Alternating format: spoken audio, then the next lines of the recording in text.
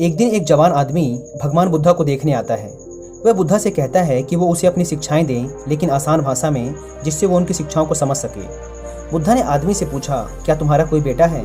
जवान आदमी ने उत्तर दिया, हाँ, मेरा एक बेटा है। बुद्धा ने पूछा, क्या तुम्हारे भाई का कोई बेटा है? जवान आदमी ने उत्तर दिया, हाँ, मेरे भाई का भी बेटा है।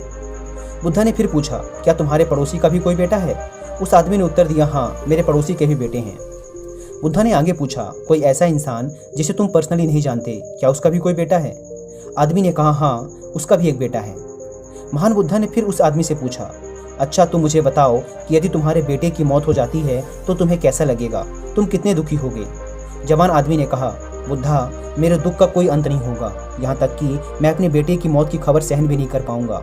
मुझे ऐसा लगेगा जैसे कि मेरी पूरी दुनिया ही उजड़ गई। मुझे नहीं पता बुद्धा कि मैं उसकी मौत के बाद कैसे जिंदा रह पाऊंगा। भगवान बुद्धा ने आगे पूछा, यदि तुम्हारे भाई की बेटी की मौत हो जाती है तो तुम्हें कितना दुख होगा?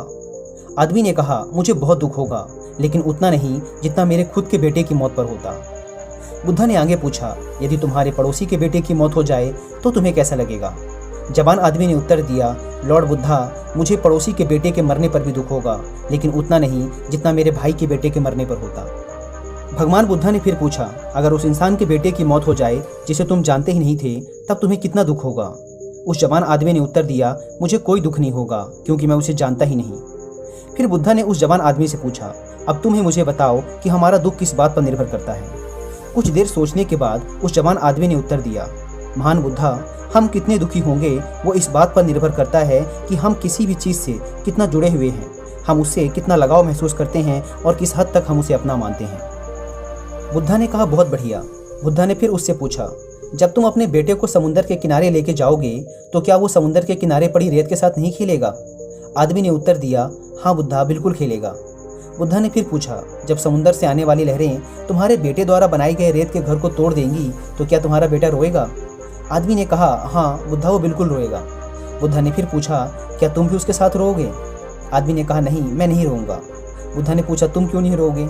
आदमी ने कहा, बुद्धा, बच्चा रोएगा क्योंकि उसे लगता है कि वो रेत का घर सुंदर है और हमेशा वहीं बना रहेगा, इसलिए वो उसके साथ जुड़ाव महसूस करता है। बच्चे की भावनाएं उस घर के साथ जुड़ जाती हैं, जबकि मैं जानता हूँ कि वो रेत का घर परमानेंट नहीं है, वो हमेशा वहाँ नहीं रहने वाला, कुछ समय बाद उसे लहरों से टूटना ही है, इसलिए जब वो समुद्री लहरों से टूटता है तो मुझे दुख नहीं होता।